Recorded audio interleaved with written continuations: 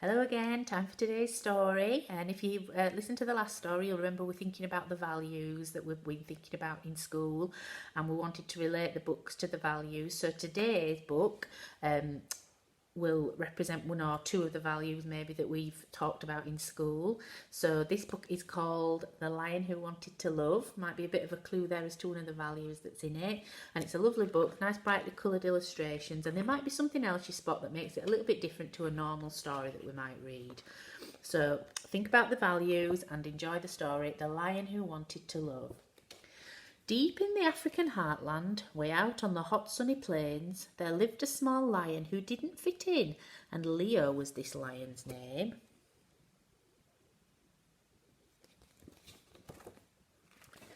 Now, lions are usually fierce, and lions are meant to be strong, but Leo just wanted to love everybody and play with his friends all day long.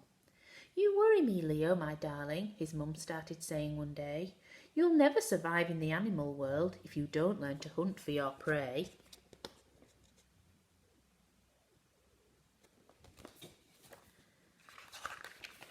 "But Mummy," said Leo, bewildered, "I don't think I quite understand.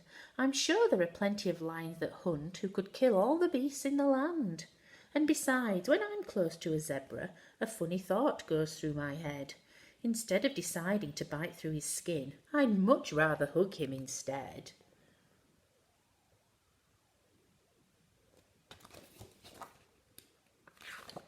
"I have spoken," said Leo's mum sternly. "It's up to you now to decide, but if you insist you're not going to hunt, then there's no place for you in our pride."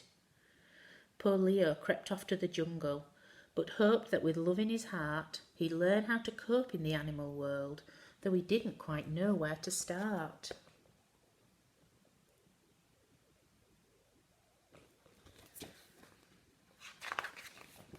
That evening, while Leo was sleeping, he woke to the thunder of hooves, and when he looked up from his lair he could see a whole antelope herd on the move.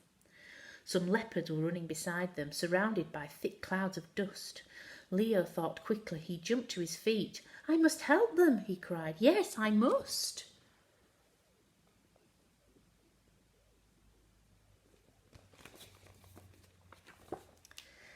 Then he caught sight of two injured young ones who couldn't keep up with the bunch.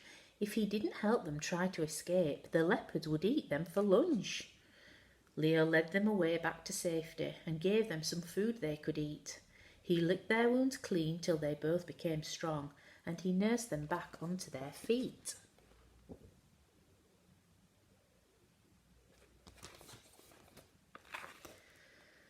The antelope babies kissed Leo and told him, "We'll never forget that you saved our lives when we thought we were dead. You're the loveliest lion we've met." Leo was very excited. His face had lit up in a smile. "It's fun making friends in the jungle," he thought.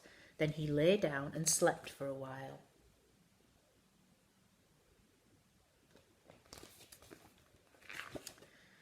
From that day on, Leo decided to run to each squeal and each cry. He led little hippos to watering holes, and he taught baby birds how to fly.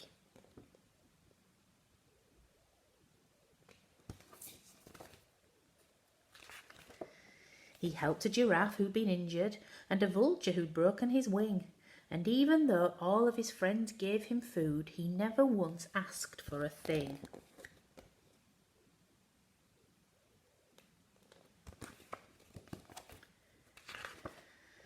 Then one day, beside a wide river, Leo heard a small animal scream. He ran to the banks and caught sight of a cheetah being swept very quickly downstream. "Please help!" cried the cheetah in panic. "I haven't yet learned how to swim. The waterfall's going to drown me, I'm sure." With a splash, Leo boldly leapt in.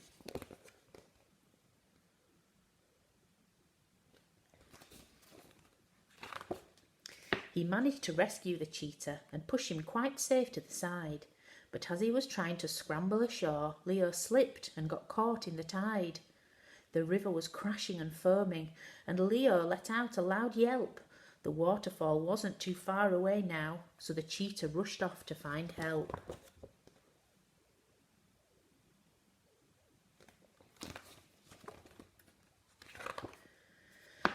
The friends Leo had in the jungle all raced to the bank straight away. They wanted so much to show Leo their thanks. At last they had now found a way.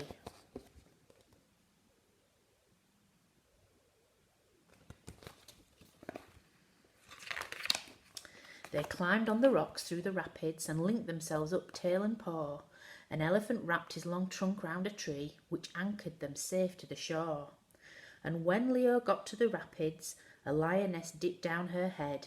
She lifted him gently across to the bank. "You're safe, Leo, darling," she said.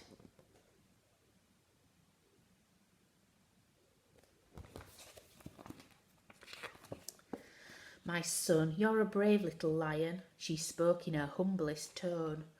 "I was wrong. Now I see love can bring us together. Please, Leo," she said, "come back home."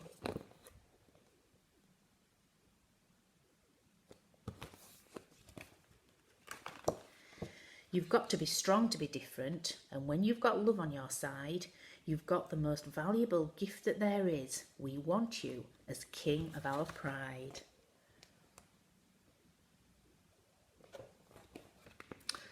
It's a really lovely one, isn't it, that? And I wonder which values you managed to pick out. If you find any and you want to let me know, put them on the seesaw and I'll see what you come up with, and then we'll maybe gather them all together.